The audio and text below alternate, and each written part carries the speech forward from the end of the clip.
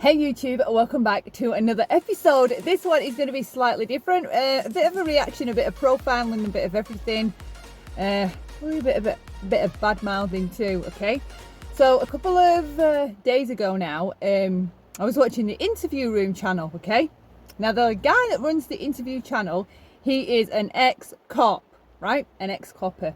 So you would think good social standing, integrity, you know, abides by a code of ethics and morals and good conduct, right? Anyway, this particular night, he was having a BAU profiler on his channel, right? Now, I have been profiling behaviour since being a child, right? I was raised in an abusive home. And often when children are raised in an abusive home, they have to be attuned to what is in tune to what is going on around them, what the abuser, the abusive parent is doing. That we have to take notice of changes in the atmosphere, changes in body language. We take notice of micro expressions. We're very aware of our surroundings because we live in a hypervigilant state, often a PTSD state of fight, flight, fear or fawn. Okay, so anyway, so profiling for me, human behaviour is fascinating. I find it exciting, exhilarating. The whole subject for me is amazing. Criminal Minds, right? I have watched every episode about 10 times. I adore it. Anything like that, reading about it, researching about human behaviour, profiling, why people do the things they do, personality disorders, cluster B in particular is my that's where my interest lies, in cluster B personalities, because I was raised by cluster B personalities. So when I heard that he was having this ex-cop, mind you, that runs a foundation of cold cases, so looking into cold cases and, you know, trying to solve cases that have just been left unsolved. Plus him and his wife, I believe, set up in America this like a charity that tries to protect children that are being exploited or that are missing. I'm not particularly clear on what they do, but it is apparently, by all accounts, it's an amazing foundation set up to help protect or save children from being exploited, right? So I'm giving you all this backstory, right? Now, wouldn't you think that this guy is going to be top-notch, intelligent, full of integrity, drama-free, just on the ball? Anyway, so this BAU guy's coming on. So, oh my God, my excitement, it was like a trip to Disney World, knowing that there's going to be this BAU guy on this channel. For me, it was a dream come true, because I just want to absorb every single word they're saying, take it all in, take it on board, fascinated by it. So somebody that is qualified in it, I'm going to be a fan of. Okay, so this BAU profiler, Greg Cooper, comes on, and this is where the problem starts. All right, we have an international manhunt taking place at this time, looking for excuse me, Brian Laundrie, who is the alleged killer of Gabby Petito. All right, this young 22-year-old girl was murdered, but on the 12th of August of 2021, there'd been reports by witnesses that there was an incident, a domestic incident going on between them in public. So a couple of witnesses had called the police and called this in.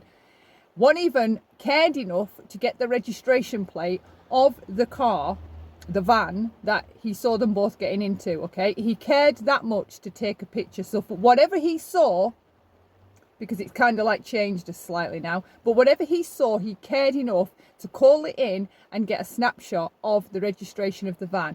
Anyway, police pull the van over, they find the van, they interview both of them, the side of the road.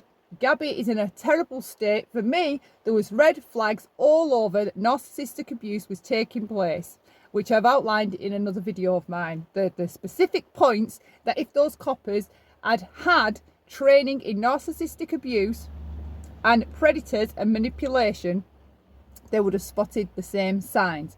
It is common that an abuser will stir the victim up into a frenzy until they hit reactive abuse. They lash out because their brain literally bursts from all the frustration and psychological attacks that the abuser is giving, the nitpicking, the criticising, the downgrading, the backhanded compliments, the digs, the slights, all of that. Eventually, the victim bursts and it's called reactive abuse, right?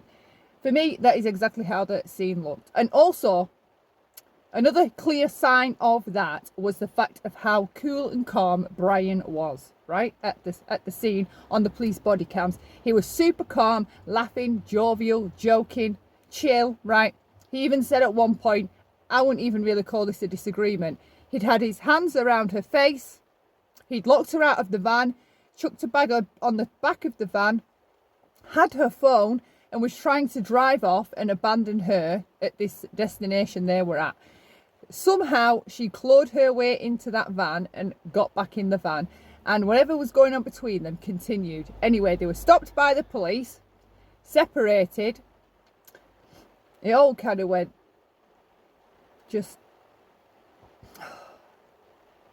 it just went fucked up because she ended up dead. All right, so that's that. Anyway, Brian Laundrie is now on the run.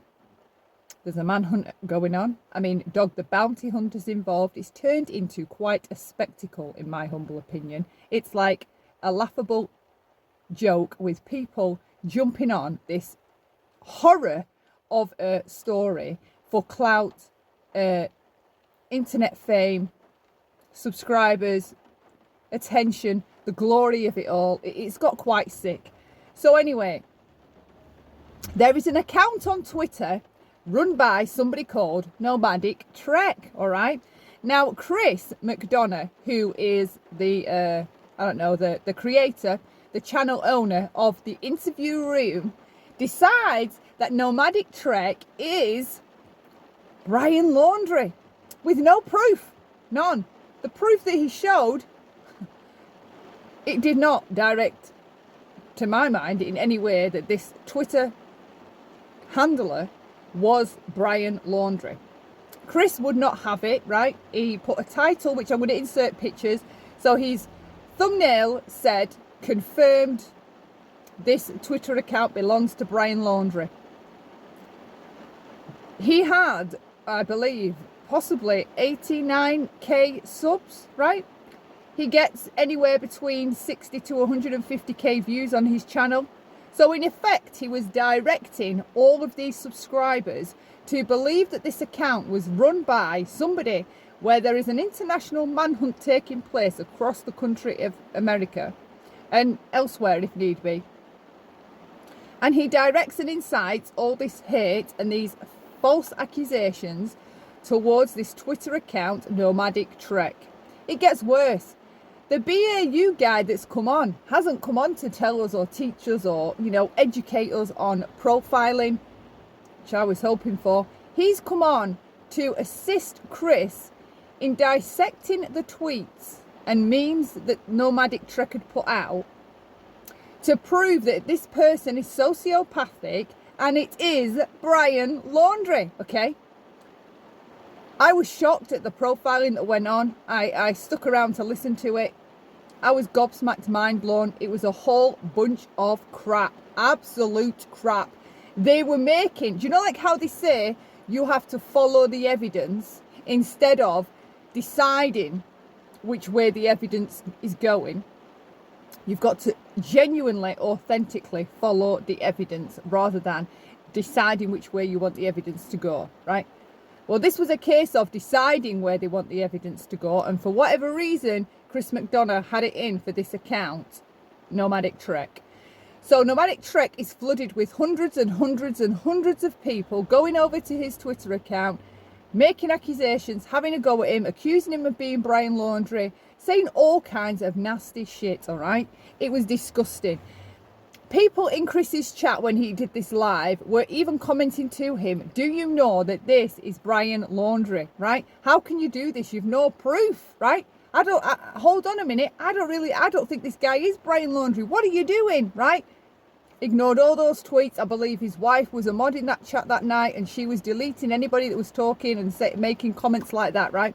I took a look at his community page yesterday and got a few screenshots of people calling him out, the things that they were saying, you know, that this isn't right, because he doubled down and again kept reiterating that the person behind the Nomadic Trek account was yours truly, international manhunt guy, Brian Laundrie, right?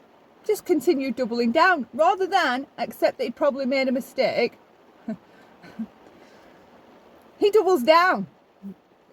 The whole way through, though, there has been clear signs of narcissistic behaviour, in my humble opinion, because I have never been a fan of that channel. The BAU thing, yeah, I wanted to hear what he had to say, but I find him more drama than true crime, okay? It's true crime mixed with drama. And the drama he sent over to that Nomadic Trek, for somebody, excuse me, with a social standard of being an ex-police officer, and not just a police officer, a detective, I believe, right, for many years. He has a cold case foundation with a board of other members, board of other high-tier professionals, like this Greg Cooper BAU profiler guy. He's on that board. And then him and his wife have set up the Centre for Missing and Exploited Children. Okay? So you would think, this is a good guy. This is a good guy. So anyway, I got my sassy pants on and got quite angry and frustrated and annoyed at the way they made the tweets imply what they wanted them to imply. So I decided, you know what, right? If they could sit over there as professional people, right? Why am I over here on my channel holding back those, not talents, but that thing I have with profiling? Why am I sat over here holding back when you've got two people over there with straight faces, complete professionals, right? Professionals that sometime or another have been at the top of their game. If they can sit over there with straight faces and accuse somebody of being this guy, where, I mean, you have just got the whole entire world, I bet, pretty much, looking for him, listening to live streams, following the story, and everybody's just cheering for Gabby Petito to get the justice she deserves by getting this guy fucking in a freaking interview room with the police where he needs to be and get him to talk. So, right, if they can do that over there, and they did a crappy job of profiling those memes and those tweets, in my humble opinion. So I'm going to show you what I got from those tweets, and we're going to take it from there, all right? So I'm going to pause you a second, and I'm going to pull up what they were saying and which tweets they were showing, and hopefully I'm going to edit this so that the tweets actually show up on the screen as I'm dissecting and profiling them and letting you know what I believe those tweets show about the person behind the account. And I have had no interaction with that person behind the account. They haven't interacted with me. I have shared their Twitters. I have not talked to them in DMs. I've not talked to them at any point. I don't know them. I don't even know if they're female or male, all right? And that's the best way to be. If any of what I pick up from his tweets is incorrect or wrong, and, you know, this person decides to comment and say, you know what, you got that wrong, that doesn't describe me, fair enough, fair enough. But I'm going to give it a shot, because if they can profile so unprofessionally and make the tweets, it was like they were gaslighting the whole audience. There was like 14k people in there or whatever. It was just like they were gaslighting the whole audience and trying to manipulate them into believing that this was Brian Laundrie behind this account. I mean, I can't express to you how horrendous what they were doing was, all right? It was terrible. So let me pull up my first tweet. Right, so hopefully if editing goes well, you are going to see the first picture, the tweet that they're discussing, Chris and Greg Cooper, the BAU professional profiler. It is a picture of North Carolina, I believe, a stock photograph, and he simply writes, "Less is more in North Carolina." All right, it's a beautiful shot, a view, and we're going to hear what they say, or what Chris says rather, about this tweet, and then I am going to tell you what I get from this tweet. Trek. This was a picture yesterday. I think it's just a stock photo, but he hashtags North Carolina. Now, why is that important? because that is what you're looking at there, a photograph from the Appalachian Trail. So the first thing I want to do tonight is ask anybody who lives near or on or about the Appalachian Trail to immediately, if you have friends or anybody like that, over the next couple of days, let's load that thing up with trail cameras. Let's load that trail up with trail cameras, okay? And if we get lucky, and Home Fries here is outside. So he's really believing that this guy is Brian Laundrie at this point, all right? I mean, he's asking his audience that if they live around that area, the Appalachian Trail, to set up cameras and be on the lookout, okay? He seriously believes that because he's posted this picture, right, that must be where he is. The title is Less is More, okay? And you can see from the shot that it's just a beautiful shot. It's very pretty. And less is more. I mean, isn't that like a very, very, very common way of looking at things, at most things? Less is more. Jewellery, fine wine, fine food, dining out. Less is always more, all right? The title, I mean, you look at the view and you look at all your material possessions in your home, and less is more. Doesn't matter how many things you own in your house, you are never going to have the serenity and the peace that comes from looking at a view like that. That's what I get from it.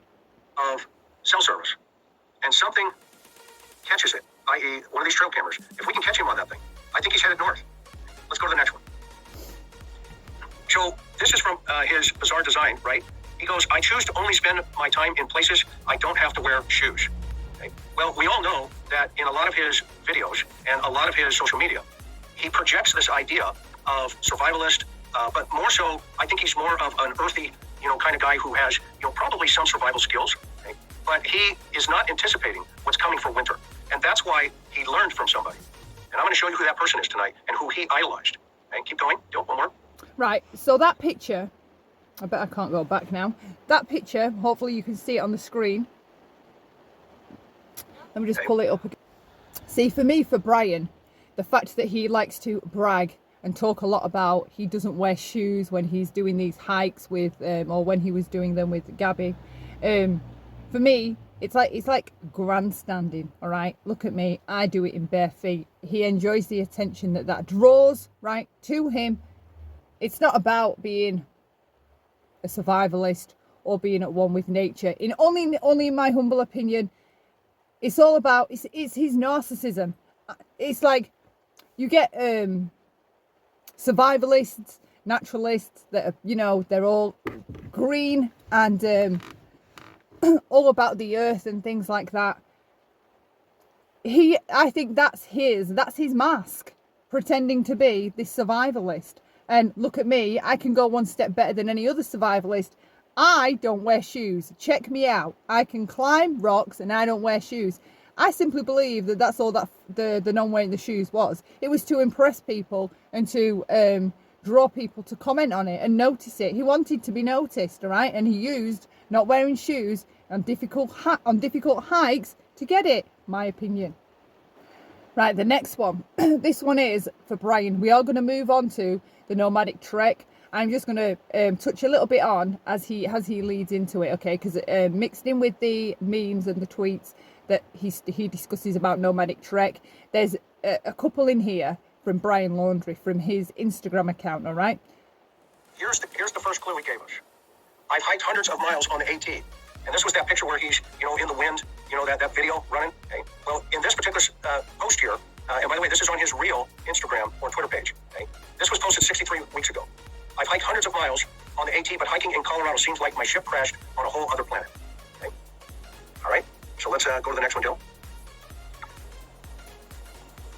All right, so now, this is September 21st on the other Twitter feed. Now, I can't say 100% this is his Twitter feed. Okay? I can just tell. We've got the white van picture, okay? And this is now on Nomadic Trek's account on Twitter. And hopefully you can see the picture right there. It says, can you help Stan? I just keep getting voicemails and missed calls. It's in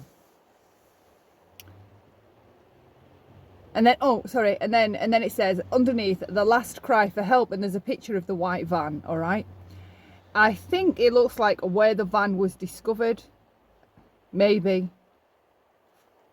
And they're quoting what's believed to have been Gabby Petito's last text. There's no, I don't believe as yet there's definite confirmation that she sent it, and she said, "Can you help Stan?" The only person that was called Stan, I believe, is a granddad, but she never called him by that name. Other people have suggested that it's send, or what is it? Oh, I can't remember what it is. It's something about sending help, right? It can stand for something. Send the, I can't even remember what it is. Oh my God, I'll probably clip it and just write it in. All right. So this is on Nomadic Trek's Twitter account, and he's just posted the last message that Gabby was believed to have sent. There's a picture of the van, and he calls it the last cry for help. I think it's a very stark tweet, right? It's very hard hitting. It really brings home to you what happened, and it is. That's the reality of it, though. It was that cold. She allegedly sent that message, and then she ceased to exist anymore. All right, it's believed that, you know, she was killed shortly after that. So, okay, Nomadic Trek shares this tweet. I'm not really picking up anything about this person except that they see how tragic, heinous and horrendous this really was, and what it really came down to. A last believed text message and a picture of the white van that she loved so much. I mean, it's a hard hitting tweet when you actually take a minute to understand and read and look at it for a minute. It's a hard hitting tweet. Right, we'll get to the next one. This is what Chris said. I just kept getting his voicemails and missed calls. The last cry for help. Looks like Coop's back. Is it working? Let's get him back here. Greg, testing. Yes. I turned into a computer wizard. Right, so Greg Cooper has now joined this panel on the Interview Room channel. He's the BAU profiler. Greg is a computer wizard. Yes, no doubt about it. Everybody, meet Greg Cooper. And our members know who you are. We love you to death. Okay. So let me give everybody just a quick brief overview of who you are. You're not frozen, are you? Did he freeze on me? I'm back. I don't know. Hang on, I'll just fast forward this. I've had all kinds of great experiences together, both professionally and personally. And it's great to be here. And we've applied these skills that you and I and many of our associates have honed over the years, and has been very, very effective. You mentioned that I was assigned to the profiling unit in the FBI, and I think it's important that everybody understands what profiling is. And profiling is not just trying to come up with personality characteristics of the unknown offender. In fact, profiling is simply the analysis of behavior and then the interpretation of that behavior into something that's going to make sense for the customer, being law enforcement. And translate that into thoughts, feelings, emotions, and personality characteristics. So let's see if that's what occurs, all right? You've just heard him describe what profiling is. Let's see if that happens. Based upon our background, our experience, our training and education, people profile every day, don't they? They profile by monitoring people's behavior and interpreting them. We do profile every day. We do it without even realising and recognising that we're doing it. We do it automatically. We profile people. And especially if you're in a violent relationship, you are doing a lot of profiling. You start the walking on eggshells, the hiding parts of your personality. And all of that is because you are profiling the person that you're with and recognising that maybe you need to do these things to keep yourself safe, or you're not going to be loved if you show those sides of yourself. We are always profiling. He's quite right. And so really that's what we're looking at. We're focusing on behavior and trying to understand the thoughts, feelings, and emotions of the individual that's involved, and his state of mind. And I think he's under a great deal of stress right now. He knows that the world is looking for him, and he's identifiable based upon what we all knew that he looked like in the last couple of weeks. So depending on what his environment is, and the need to conceal that identity. Right, okay, so he's just said, we aren't saying that this is his Twitter account, but... It's his Twitter account. It certainly is lining up since 2016 with his behavior. And so if it's lining up with Brian Laundrie. So yeah, if it is him, remember in an investigation, you want to keep your mind wide open to all possibilities, because you're going to see some connections here. I think even Coop and I looked at each other and said, "Wow, that may be him." And if that's the case, then let's see. So let's move to the next one, Bill. He says it may be him, but his thumbnail says confirmed. This account belongs to Brian Laundrie, which I will show the picture again. Okay, right. So they're moving on now to the last post believed to be made by Brian Laundrie on his, I believe it's Facebook. It says, "Finally heading out, will be explained one day. I need some time. To my parents, I love you." I felt that Facebook post was from him. Just the narcissism. It's just all about him, isn't it? Finally heading out. Oh, what do you mean you're finally heading out? We're over here grieving, watching a family grieve, watching a family break down over the loss of their daughter, and you're saying finally heading out? Really? And then he goes on to say, all will be explained one day. Right, so we're waiting on your time for this explanation. We have to wait on your time for this explanation. I need some time. You need some time. You've just allegedly killed someone. The world doesn't know what happened to Gabby. Her family doesn't know what happened to her. And you need some time. See, this is the narcissism, right? It's right there in front of you in one tiny paragraph. Then he goes on to say, to my parents, I love you, right? You're only concerned with telling your parents that you love them, right? Gabby has gone missing. You've been in a relationship with this young woman for a very long time, and the only thing you can think to say is, to my parents, I love you. Pure narcissism, in my opinion. So this one here, he in his other account, he said, finally heading out, will be explained one day. I need some time. To my parents, I love you. Thoughts? Anything come to you, Coop, on that one? Well, this is just a few days ago, really, isn't it? About 4 days ago or something. Yep. I hope you can hear this. It's raining so bad. And not something or somebody that's functioning in his behalf. I think that he is certainly trying to reach out to his parents. We don't know what type of communications he's had with his parents before or how he communicates. He says, finally heading out, all will be explained one day. I need some time. To my parents, I love you. It'd be interesting to know what type of verbiage he uses in some of his other communications in the past, that is to his parents. To my parents, I love you. It's not what you would call a sense of closeness or personal to his parents. It's a generic type of response and a message to put out there, but it's certainly appropriate under these circumstances. He needs some time, so what does he need time for? What's he trying to figure out? And one other thing I want to put out here as kind of a See, he's asking what does he need that time for to figure out, right? Whereas I interpreted it as he's the one still remaining in control. It's the narcissism, right? It's all about I am in control. I need some time. He doesn't mention any of that, and that is what that sentence states. All right. a thought process. Even if it's not him, the person who put this together is thinking like him. So there's a Now he's talking about Nomadic Trek. Whoever put this together is thinking like Brian, right? But we're discussing Brian Laundrie last Facebook post, right? Is intermingling the two. let's say there's a 50-50, 75-25, 10, 90. It doesn't matter.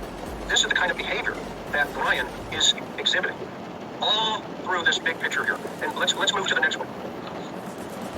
Okay? And this is the reason I think. Right. So the next one reads, and this is Nomadic Trek now. Okay. So they're analysing and profiling Nomadic Trek, believing him to be Brian, and telling 12k people in the chat. He's just said there's about 12k people in the chat while I was fast forwarding it. Telling 12k people all of this. All right. It reads, get out of the car and walk into the woods. For 27 years. Something to be said for that approach to the crazy of life. And then there's a link underneath it, Christopher Thomas Knight, and it's a complete biography. All right. And then there's another tweet underneath it that simply says walking away. Okay. So to me, I don't get really much more out of that than who hasn't daydreamed about walking away when things feel too bad? Who hasn't ever just thought I should just disappear? Well, I know I have. I do it often. Get out of the car and walk into the woods for 27 years. Something to be said for that approach to the crazy of life. So there is something to be said to that approach to the crazy of life, because life is crazy, all right? We work to pay bills we can't afford. We get to retirement, and then shortly after we die. We live serving a system, okay? A crazy system that doesn't serve us in many ways, because it doesn't matter how much you work, right? You still can't earn enough to get higher up the ladder in most cases, all right? There's a lot of people struggling.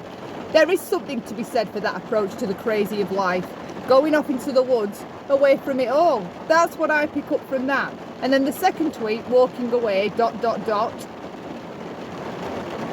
I think this person at the time of writing this was feeling pretty low, to be honest with you. Something was affecting them that was making them feel that they needed to walk away, that they would love to just be able to walk away. That is what I pick up from that, from Nomadic Trek. This whole chase on this nomadic trek is fascinating. So he put something up about Christopher Thomas Knight.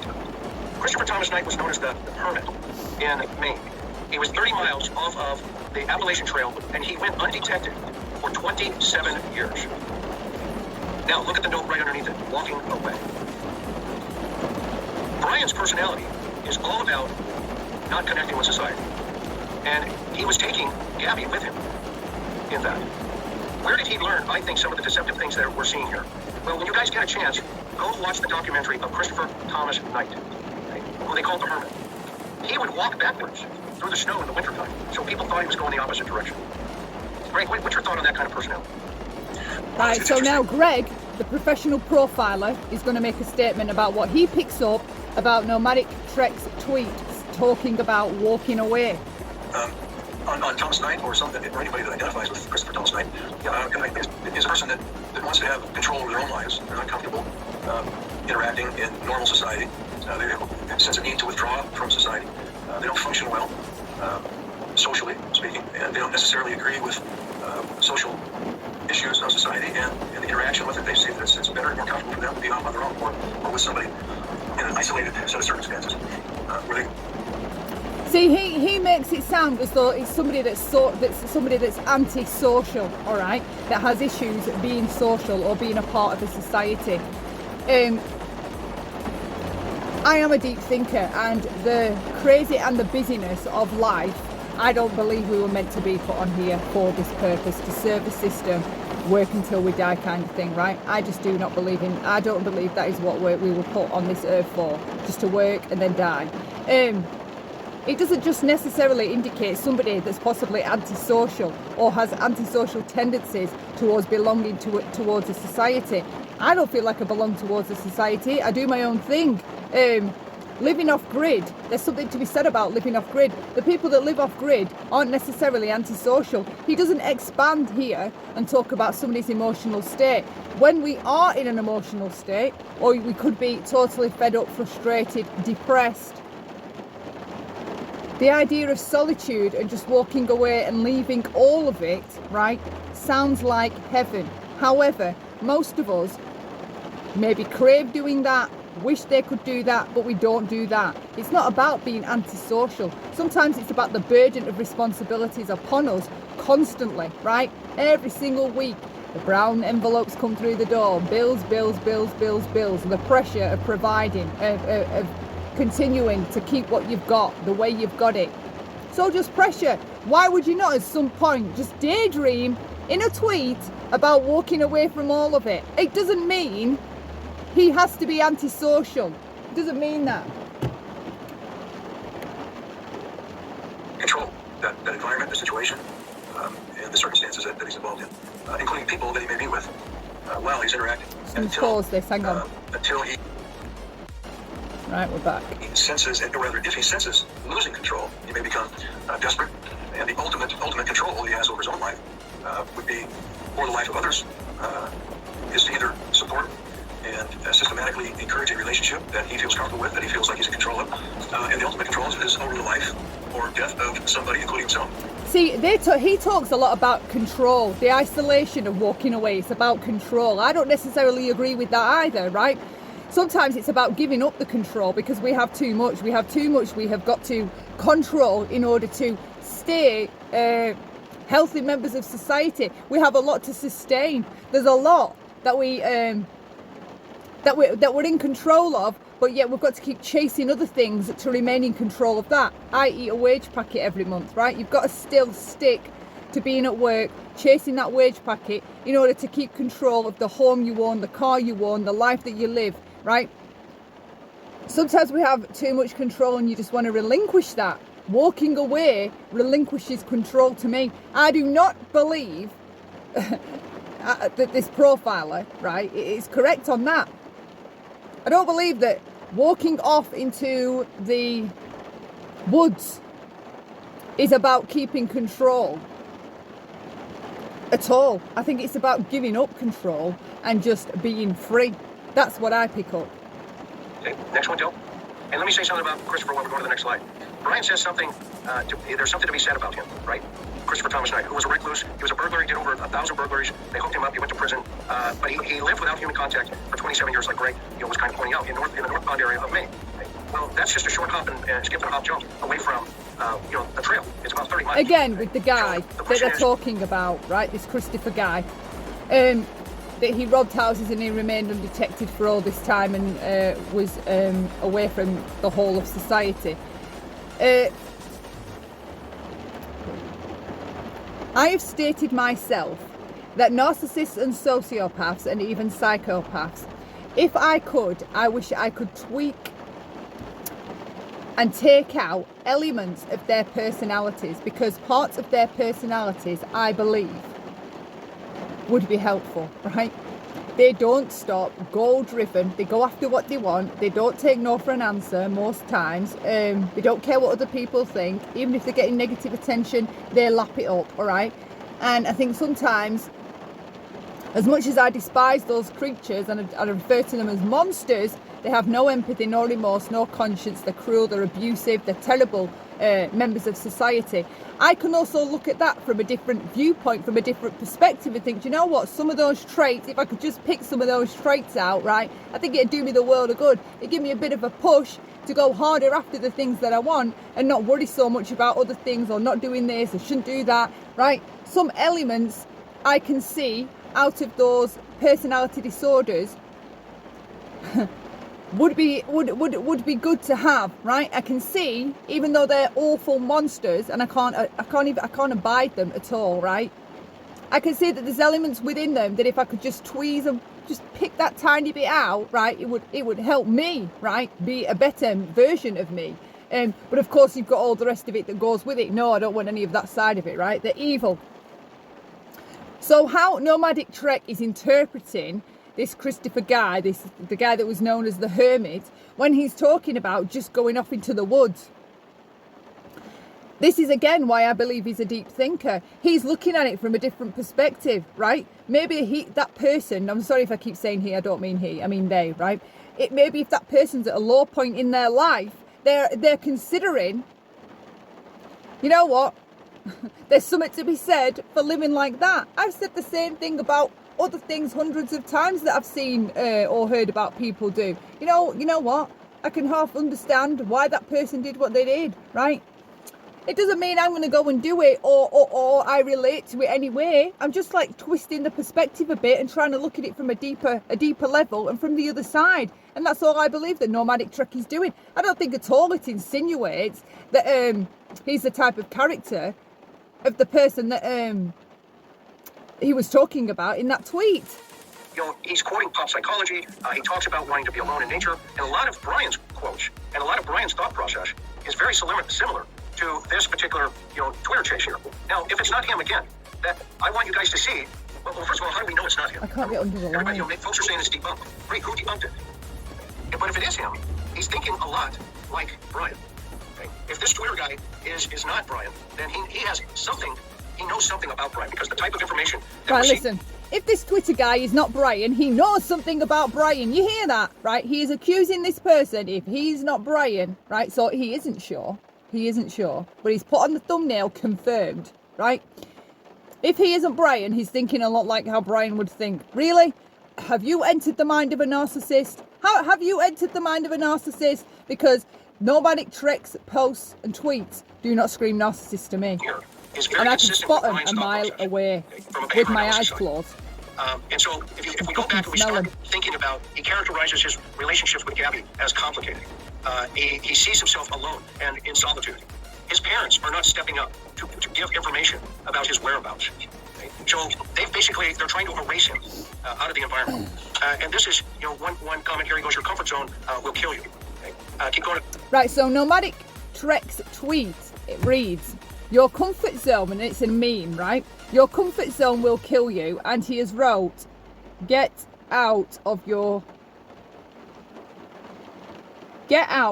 comfort zone, right? That's what he's wrote. That's what Nomadic Treks wrote above this meme. Hopefully you'll be seeing it on the screen as well. I have never heard a true word said. Get out of your comfort zone. I encourage the same thing. I try to do it myself, even though sometimes I'm not well. PTSD, anxiety, depression, right? Things like that. But I know in my core that your comfort zone will be the thing that kills you. You should always be looking and seeking to try something, do something, experience something, take something on board, learn something, think about something. You need to be out of your comfort zone. It is dangerous for you because you become acclimated to the same things and have a routine, and you miss out on experiencing so many other things. This does not scream sociopath, all right? It isn't pop culture, pop psychology. Get out of your comfort zone. Next one, Dill. Oh my God. Right. This one reads, Nomadic Trek. Dogs are easier is what he's wrote, right? The meme says to know before you commit. Number 1, it's bloody hard work. Number 2, if they lose, you lose. Number 3, they can't fix you. Number 4, you can't fix them. Number 5, it isn't always 50-50. And number 6, there's no happily ever after. All right. Well, again, I have never heard a truer word said about relationships. That's the truth. That is the truth. And when he's wrote at the top, dogs are easier, I think it's some dry sarcasm and quite a lot of truth in that. Dogs are easier than trying to have a relationship, especially if you've had problematic or toxic relationships in the past. All right. This would, if you've had awful relationships or you've come out of a horrendous divorce, say, for example, right? You would think that dogs were easier. Again, it does not scream sociopath. I don't know if you've had a chance to see this one, but what do you think? Listen.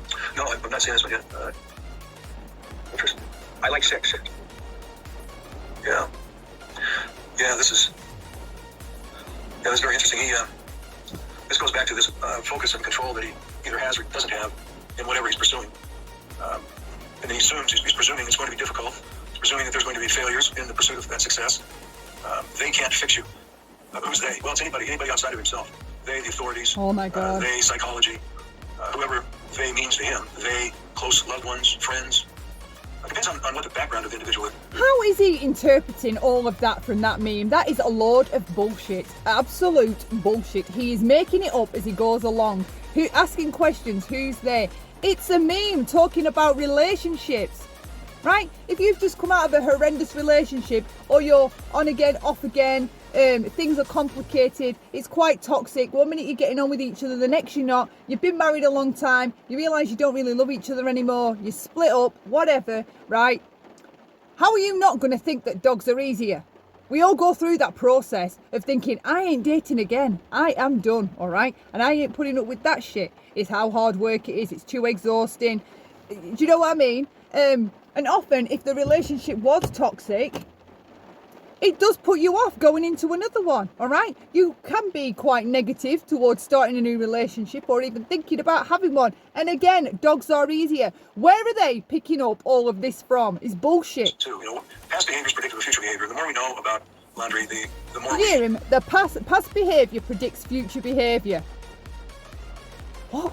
How does that apply to this?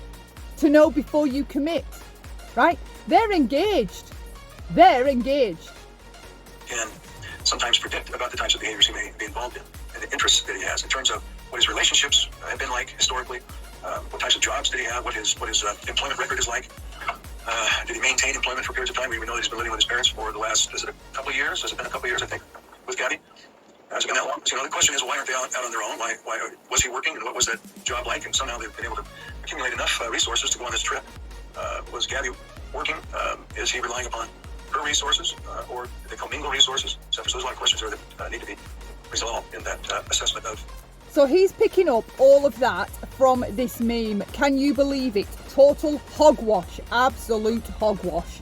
His personality and potential behaviors. So If I had to guess, I'd say he's projecting what he wants that to say rather than what it does say, all right? That is not professional profiling, in my humble opinion. It isn't. That meme does not indicate any of that. He's picking that up from what he may know of Brian himself. He isn't picking that up from the actual meme and this Twitter account. And I promise you now he isn't. Okay, so let's go to the next one. It's biased profiling is what this is. Biased. Jill, can you... Right, this next picture, it is a piece of art, and he's titled it, I lost myself in nature once, and that shit will, in capital letters, happen again.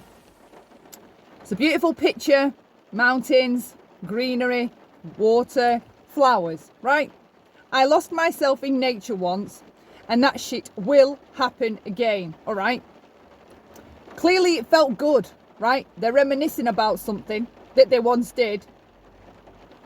It felt really good, and they're determined they're going to get to that point again in their life where they lose themselves in nature and forget what? Forget the rest of the world for as long as they want. For an hour while they're rolling around in nature, I don't know, taking a weekend break to being more involved and surrounded by nature. Let's listen to what they have to say. Pull that out. So what we want you to do is just kind of get a sense for, I lost myself in nature once, and that blank will happen again. Okay? If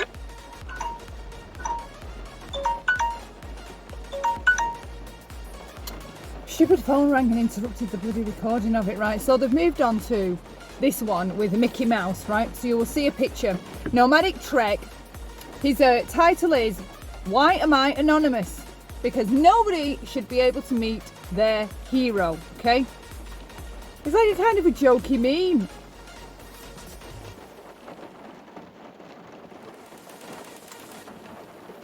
That's the only one that does puzzle me. Not in a negative light by any stretch, but that is the only one that does puzzle me. Because nobody should be able to meet their hero. I have heard that on another quote on something else. Maybe he's just used it off that, and he's just used a meme, the meme of Mickey Mouse with the cape. I do not pick up much off that. I'm sorry, that's all I get from that one. Let's go to the next one. 1 second. Okay, so the next one is by Nomadic Trek. Imagine living life so carefully that there are no signs you lived at all. By Raven Lilaney, right? It's a post with Yoda on it, as a bit ghost-like. I'll put this picture up on the screen. Hopefully you can see it. Well, imagine living so carefully that you don't leave a sign that you've ever been there. Okay, look at the evidence we leave behind when we are gone. Again, to me, this suggests that this individual is a deep thinker, considers things from different perspectives a lot, and is very analytical in their thinking. They consider things on a deeper level. We do leave a lot of mess from the way we live. We do leave destruction. But imagine living in a way that we live so carefully we don't leave any trace that we were ever there, okay? That would be, I mean, it's very deep. That's what I get from it. It is very deep. If you really sit and think about that quote, it's very deep. Imagine living so carefully there were no signs you existed at all. Well, imagine doing it. It's a deep thought, okay? It doesn't suggest sociopath at all to me. Think a sociopath or a narcissist is sitting thinking that deep about anything, really. Come on, who the bloody hell is profiling here? Them and me. Okay, so we go to the next one by Nomadic Trek. It is a picture of two people with, is it a llama in the background? And he's wrote, forget what you heard. We do not need each other. Oh God, it's so blurry. The most ridiculous lie ever perpetuated on humans is to create codependency and, I can't read the last bit, something others, enslave others, okay? And then in quote, it says friends. And then there's hashtag photography, art that I can read.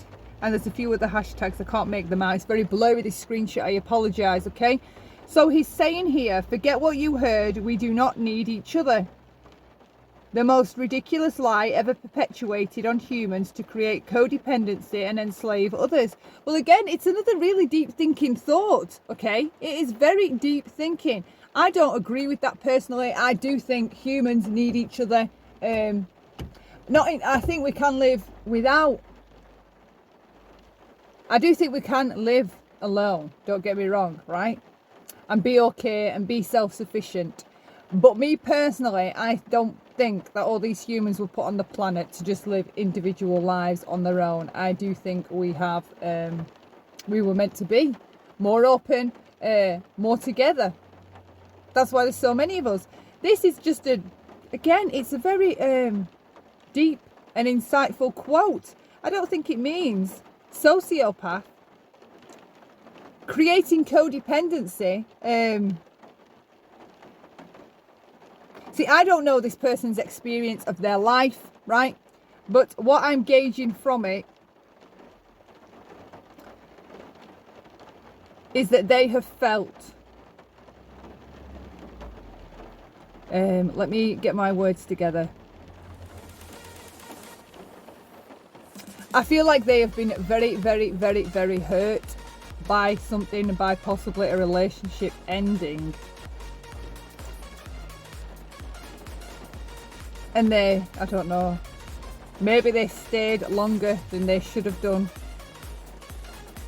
Or didn't get out as early as they wished they'd done. Possibly they reflect, looking back on that relationship, that they did feel enslaved in that relationship, possibly. And at the time, even if the relationship was a bit toxic, they still wanted to be and love that partner and ignore the toxic behaviour. Again, I can relate to that side. That's what I'm picking up from the quotes. This quote that he's posted on his Twitter. Again, it doesn't scream sociopathy, psychopath to me. Let me get the next one. Okay, we have the next one from Nomadic Trek. Resistance only creates more problems. When a problem arises, you suddenly lose your focus and fight against the problem, only to find that the situation grows larger and more out of your grasping control. Go with the flow or the fly, right? And then there's a YouTube link. Obviously, I can't click on it, and I didn't click on it because I didn't find these tweets myself. They were off a recording rather than me going to the account and finding them myself. So anyway, resistance only creates more problems, and yes, it does, okay? I have learned the hardest lesson ever, that when somebody starts some shit with me, for example, the worst thing I can do is take hold of that emotionally and hold on to what they're saying about me, for example, or doing, and instead of being resistant, accept that it's happening, instead of trying to fight that it's happening, all right? Because it's going to happen anyway. They're going to do and say what they think and feel, and you fighting against it, putting up all this resistance, the only person that gets hurt by that and damaged by that is you, all right? So I agree with this. Resistance only creates more problems. The more that we resist something happening to us, generally in life, it's often the case. If you just let go of it, let go of whatever it is, and just go with it, right? I don't know, for example, hand it to God. I've done that with many of my problems when I've been absolutely stuck, no place to go, no one to talk to. I'm just like, I'm just going to have to hand it to God because I have no idea how I'm going to get out of this. Trying to resist it happening doesn't change anything because it's going to happen. Whatever it is happening. So again, this quote does not scream sociopath or narcissist, all right? When a problem arises, you suddenly lose your focus and fight against the problem. That's very true. You lose your focus when a problem does arise and you begin to fight against the problem, only to find that the situation grows larger. You are better being still and calm and letting it happen and accepting that it's happening, right? And get on with it, rather than resisting, fighting, getting all emotional, upset, getting all aggravated. Just let it happen. Accept that this is happening, okay? Let it happen and get on with it. I just think it's a very, very calmer way to exist, right? That I've only learned later in life, late 30s, this kind of thinking. Go with the flow with the fly. I can't say necessarily what that does mean, but again, it's right. Go with the flow, or fly, I assume, even though he's put, you know, a fly there. After typing fly, he has put a fly there. Fly away. I mean, they just fly from one pile of shit to another, don't they? Right? So go with the flow or the fly. I don't know what the video link was. That was probably going to give us a bit more of an explanation or an insight into this person's personality. But again, so far, I am picking up deep thinker and somebody that just wants to go through life with less hassle, less issues. And he's making changes in their behaviour, in the way that they handle and see things in order to live or exist better, which would then benefit themselves. That's what I pick up from this nomadic trek. Okay, I'll get the next one. Okay, we're on to the next one. All right, Nomadic Trek has tweeted, let me just read his quote. So many wounds, so little time. All right, and then he's posted a meme that is talking about inner child wounds. All right, and you have got the guilt wound, the trust wound, the neglect wound, and the abandonment wound. Right. I have been like, this is so, it's quite surreal. I have been on this path myself. I explain and talk about childhood wounds a lot on my channel and how they affect us later in life as adults. We don't recognise them. We don't recognise that we have abandonment wounds and guilt wounds and triggers that are from back in childhood, but we react to these triggers with emotional flashbacks as though that they're happening now, all right? Because we have these inner childhood wounds that are unhealed, okay? One of the biggest major reasons for anxiety in adulthood is being invalidated as a child, all right? Interesting fact. So let's hear what they have to say about this inner child wounds quote. Most likely he never went after that. I said it last week that he was headed toward the Appalachian Trail because of this Twitter. Sorry, I don't know what I've done with my recording. Sorry, it's jumped now to Nomadic Trek, the ultimate manifestation of playing the hand you are dealt. Parents, too bad you can't choose them. So many wounds, so little time. I don't know if I should read that again, right? So Nomadic Trek writes, the ultimate manifestation of playing the hand you are dealt. Parents, too bad you can't choose them. So many wounds, so little time. And I very much again relate to this quote, right? And I'm just going to briefly read this for you, this quote that I learned about a long time ago. Let me just pull it up. Right, so it goes. They fuck you up, your mum and dad. They may not mean to, but they do. They fill you with the faults they had and add some extra just for you. But they were fucked up in their turn by fools in old style hats and coats, who half the time were soppy stern and half at one another's throats. Man hands on misery to man. It deepens like a coastal shelf. Get out as early as you can and don't have any kids yourself, all right? And for me, the two correlate because they are talking about childhood wounds, right? Parents playing the hand you are dealt. Too bad you can't choose them. I don't know a person. So for me, again, this person is a deep thinker. They are having, I believe personally, an awakening of some kind. into their inner self and the things that they have gone through and putting the pieces together to figure out who they really are today. And to do that, we have to go back to childhood. It all starts in childhood, right? Why do you think the psychiatrist or the psychologist, one of their first questions is, how was your upbringing? How was it for you growing up? What are your parents like? They ask you about your childhood. That's one of the main questions a psychologist and a psychiatrist will inquire about, because it's important. Childhood affects us in adulthood, period. And from this quote that he writes, the only ultimate manifestation of playing the hand you are dealt. Yeah.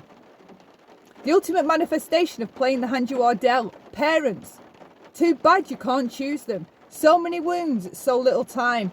I have said in numerous videos, I don't think I'm going to be able to repair and heal all my fucked upness because there's too much of it, all right? I'm still on that path of healing, understanding, recognizing and acknowledging these childhood wounds to heal myself so I can be or feel a better person today. And this person, and I am not projecting in any way onto this individual, but they are they're looking within a lot, all right? And they know that they have many wounds, and they have figured out where those wounds come from. They do come from their parents, and too bad you can't choose them, because I tell you what, I wouldn't have chose the parents I got. I definitely would have chose the parents I got. And healing is a lifelong journey, unfortunately. It isn't a sprint, all right? It isn't just a season.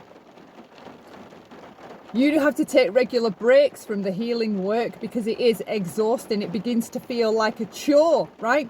And there is no end in sight. You don't ever feel or think that you're going to feel whole again and have all these wounds fixed.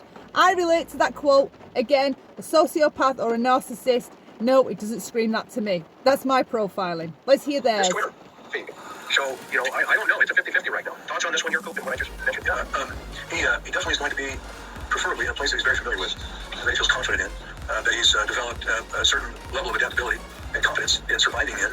So where's he going to go? The least place that he would go would be to that, I can't remember the name of the park that they went searching for the reservoir where he's at now. I mean, considering how difficult that whole area was, from the weather to the survival components associated with it, most likely he never went after that area. It limits very much his liberty and freedoms. Whereas you get onto that place. So they're back to talking about Brian, all right? They've got this tweet of Nomadic Treks on their screen, but they have gone back to talking about Brian. Again, insinuating that this person is Brian. The place that he's been to before and knows how to survive, has done so on the weeks and weeks before. Other than that, where else would he go? Well, we'd like to know where else he's traveled, where he's spent significant amounts of time. So I've not seen anything really especially significant with respect to his background and what he's done and relationships that he's had. So we can only gauge based upon what information is available to us. So that's as much as we know right now he's familiar with, but it would be a very rational place to focus. I have checked out some of Brian's social media, Brian Laundrie's social media, and it screams like a narcissist or a person with antisocial personality disorder. There is no personality there. It's just this bland, repetitive, naturalist living kind of theme. There's no personality. That's the mask. That is the mask. Yep, let's go to the next one, Joe. Right, so they've skipped that one. That was the explanation for that one, all right? And now we are on to the one that we just mentioned before. Resistance only creates problems. When a problem arises, you suddenly lose your focus and fight against the problem, only to find that the situation grows larger and more out of your grasping control. Go with the flow with a fly, right? I don't know if he's copied that, I haven't searched it, but even if he hasn't, like I said before, I gave a good explanation about this before. He speaks the truth. I can relate to this. I have learned this later in life. Accepting things as they happen instead of fighting against them is a better way to be. It's healthier for you. It stops you getting more worked up and upset about things if you just gently accept that they're occurring rather than keep fighting and putting up a resistance against them. All right. So that's my thoughts on that as profiling. And again, it does not insinuate to me that this person is antisocial or narcissistic. When a problem arises, you suddenly lose your focus and fight against the problem, only to find that the situation grows larger and more out of grasping control. Go with the flow or the fly. Okay, go to the next one. This one's really interesting. Right, so they didn't even really give any explanation to that. I gave you more explanation to that tweet than they did, all right? And they're the profilers, they're the professionals. He's an ex-cop, not just a cop, a detective. Now they've jumped onto this other one again. Sorry, it might be a bit out of order. The one where it's inner child wounds, so many wounds, so little time. And again, I refer back to that poem that I quoted earlier. They fuck you up, your mum and dad. They don't mean to, but they do, all right?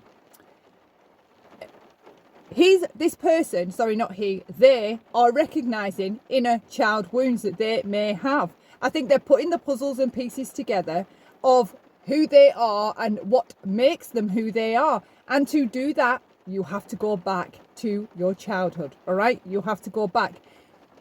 Healthy adults would do themselves a great service to start recognising their child wounds, their patterns and their cycles that have come and grown from childhood, all right? Everybody would do themselves a great service looking into themselves, getting to really know themselves and really getting more involved with their subconscious mind. We can become more enlightened and reach like a higher state of being where the lower frequency of life, like drama and idiotic things, stop mattering to us, and we begin to care about more peaceful ways of being, all right? This person, for me, is exploring their subconscious mind. I've already said I believe this person is a deep thinker. So again, I will reiterate that. They are looking into themselves and how they got to be who they are today. Wounds, so little time. And he's talking about, inner childhood stuff here, or somebody is, right? I'm going to go with a bingo card. Either this guy knows him, or this is the guy here, because there's going to be. So he says there, either this guy knows Brian Laundrie, or he is him. All right. By this meme, inner child wounds. If you look through my Instagram, if you look through my Facebook, if you look through my comments on YouTube, all you would read about is me talking about things like that. Narcissism, behaviour, childhood wounds. On my own channel, these are the things I discuss a lot. Inner childhood wounds. That does not scream sociopath or narcissist. Please. Or somebody very much like him. Or somebody very much like him. Yeah, good point. Good point. Thoughts on this one? Go. Well, they're suggesting that whatever the conditions and challenges are, that it's associated with childhood and parental guidance or lack thereof, or experiences and difficulties that they had in their childhood. They say it's another way in which to use the blame game. One of the things that we're often asked with respect to certain types of criminal personalities. No. This isn't about the blame game, all right? I've even explained that in one of my videos, that it isn't about the hate, all right? It's nothing about hating your parents for screwing you up, right? I had abusive parents. I can tell you truthfully, right? It is not about the hate. I am at a stage of indifference now, which is healthier and better for me. Sometimes I may get stirred up if a memory kick starts and I'll think about something and remember something, or remember something happening to a sibling, and I will get those vibes of hate, and I will feel like I despise my parent while I'm remembering or having the flashback of whatever happened in my childhood, right? This guy is talking a load of shit. And certainly there are influencing factors in the development of that personality, and oftentimes it is nothing about blaming the parent. To get to know yourself, you have to figure out how you got to be the way you are, all right? And sometimes parents are busy when they're raising children. A lot of us that are Gen Xers, we grew up latchdoor kids, right? Latchkey kids. Some of our parents worked 2 jobs. Parents back then, right, they didn't necessarily have to be abusive to damage us as children, all right? Emotional neglect, okay? Not validating children when they're coming over. I've hurt my knee. Look at this, what I did. If a parent isn't mirroring back to a child, wow, that's really good, right? That's how the child gets their sense of self. That's how they grow as a person. By us mirroring back to our children. It's nothing about blame. It's about exploring who we are and how we got the wounds that we have inside us and how we can heal them. It's nothing about blaming. Oh my God. it is child abuse in one form or another. And the more extreme abuse, the more serious manifestations it has in their personality. However, what should really be understood as well is... No, I disagree again. It can do, yeah, right? We go one of two ways, in my humble opinion, okay? If we were seriously abused as children, we often end up codependent. We grow up codependent, or we become the monster, or worse than the monster. All right, there's two paths, and I don't necessarily agree or believe that it's an actual choice, because the way that a narcissist is formed in childhood, there's like a fracture of the self, and the self disappears within, and this false self steps forward to take on being this person, to take the damage, to take the abuse. This false self steps forward with this mask. All right, they mimic, mirror, manipulate. They learn it from the parents. It's a learned behavior. So I don't agree with what this guy's saying at all. The majority of those offenders, or would-be offenders, and innocent people who've never committed a crime, the majority of those folks who have experienced some abuse in one form or fashion as they're growing up, by far the majority never commit a crime. And they certainly never commit a crimes against a human being, or perpetuate crimes that may be committed against them. Some of them do, yes, we do know that. And that is a common feature and characteristic. But it's not the majority. And I think that should be taken into consideration. So these experiences... Go. Right, okay. So I hope, right, you think I actually did a good job. I don't believe that kind of profiling. That was so unprofessional. They do not know that that person is Brian Laundrie. Everything, in fact, leads to it not being Brian Laundrie. I'm going to cover a few more memes in this video. I'm going to put them on the screen and go through a couple more, profile them, what they say about Nomadic Trek. Share your thoughts at the bottom of this video. Share your opinions. Consider leaving me a like. Consider subscribing if you haven't. And as always, love lots. Until next time, bye for now.